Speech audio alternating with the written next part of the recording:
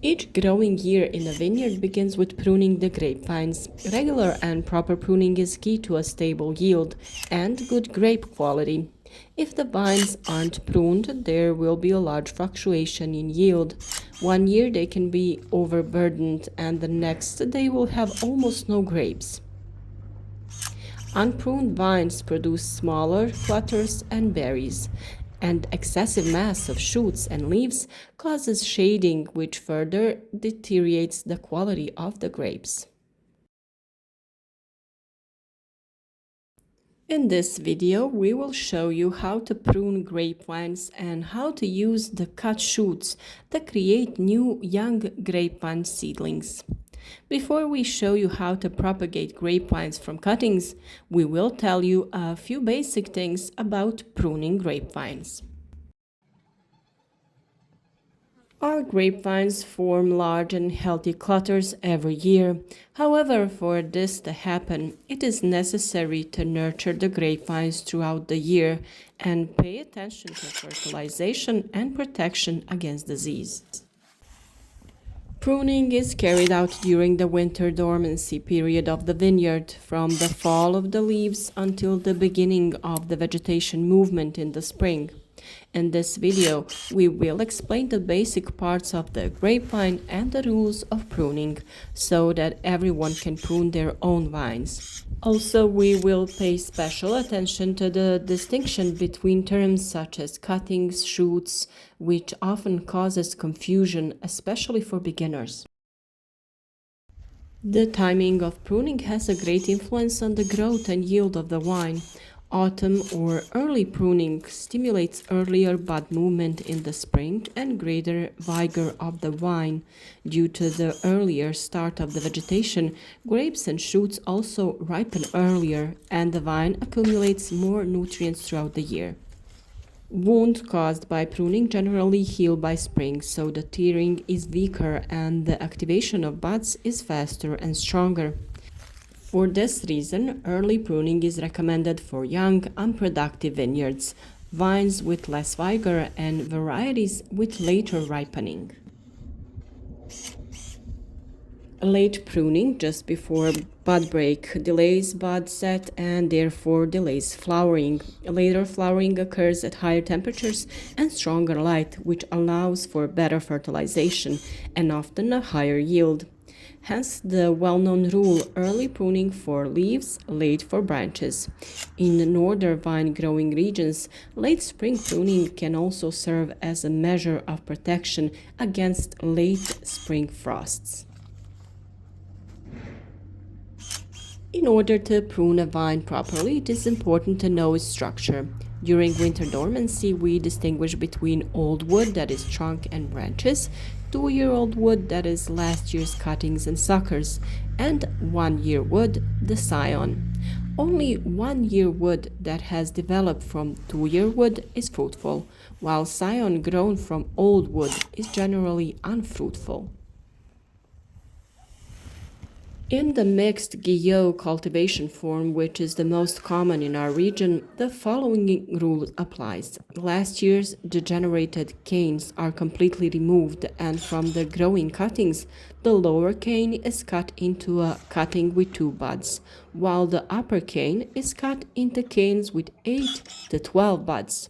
If there are not enough developed canes on the growing cuttings, canes are selected from last year's canes and, if necessary, canes from old wood. It is important that the cutting is always placed below the bud in order to maintain the height of the growing form. Cuts on old and 2-year-old wood are made vertically, without leaving plugs, while on 1-year-old vines they are cut diagonally, 1 to 2 centimeters above the bud. Special attention should be paid to the thickness of the vine. The ideal vine for cuttings is the thickness of a pencil, 8 to 12 millimeters in diameter. Too thick vines are prone to freezing and produce less productive shoots. After pruning, a large amount of vines remain in the vineyard. It is most often taken out and burned to prevent the spread of disease.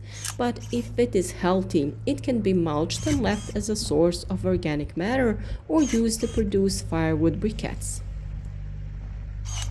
Proper pruning is the foundation of a healthy vine, stable yields, and quality grapes, and with a little knowledge and practice, every vine grower can successfully perform it. 1-year-old shoots can also be used to get new plants, so in the second part of the video, we will show you how to do it.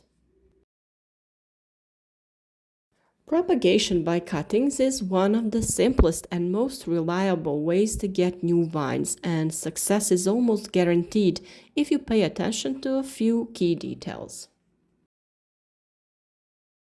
We always start with grapevine propagation after pruning, then we choose the healthiest shoots with the most regular shape. It is best to choose healthy, mature, 1-year-old shoots that are the thickness of a pencil. Cuttings are usually prepared in a length of 25 to 35 centimeters with 3 to 5 buds. For the propagation of grapevine cuttings, we will use polystyrene containers. They have proven themselves excellent for these purposes, especially because they prevent moisture loss from the soil. You can find them in agricultural pharmacies, all the stores that have agricultural equipment.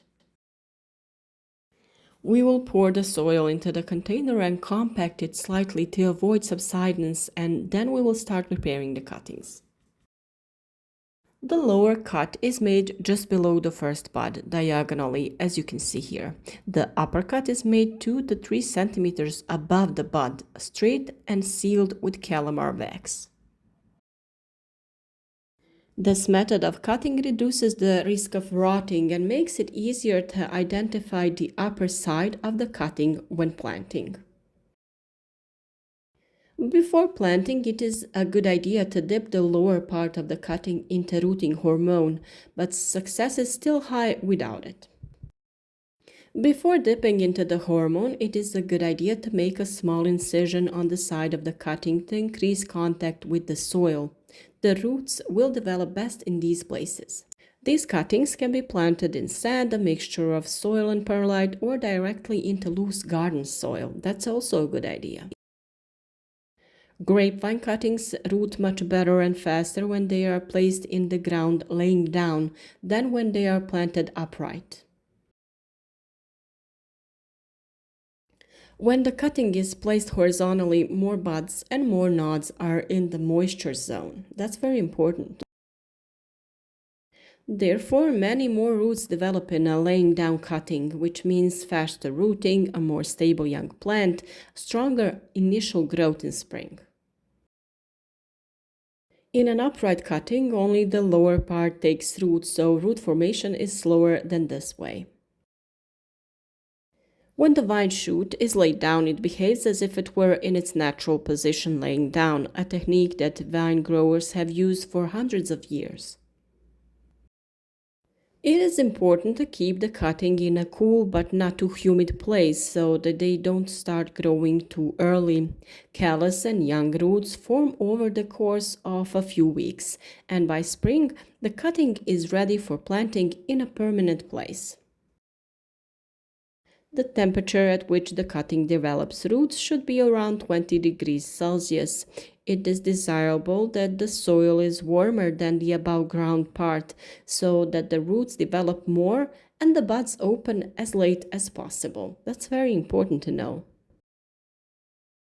Also make sure that the soil is moderately moist, never too moist so that the cuttings don't rot. When the first buds and leaves appear, this is a sign that the rooting process has been successfully completed. And this way you can renew your vineyard or expand your plantation without major expenses. Of course, you can also treat your friends to a vine that gives you delicious and sweet fruits. It's always a nice and useful gift. We sure hope that you found this video interesting, so as always, dear friends, we invite you to share the video with your friends on social networks and to like the video as a sign of supporting our work. Thank you for the support, and also be sure to leave us a comment below this video and tell us where you are following us from and how you propagate grapevines.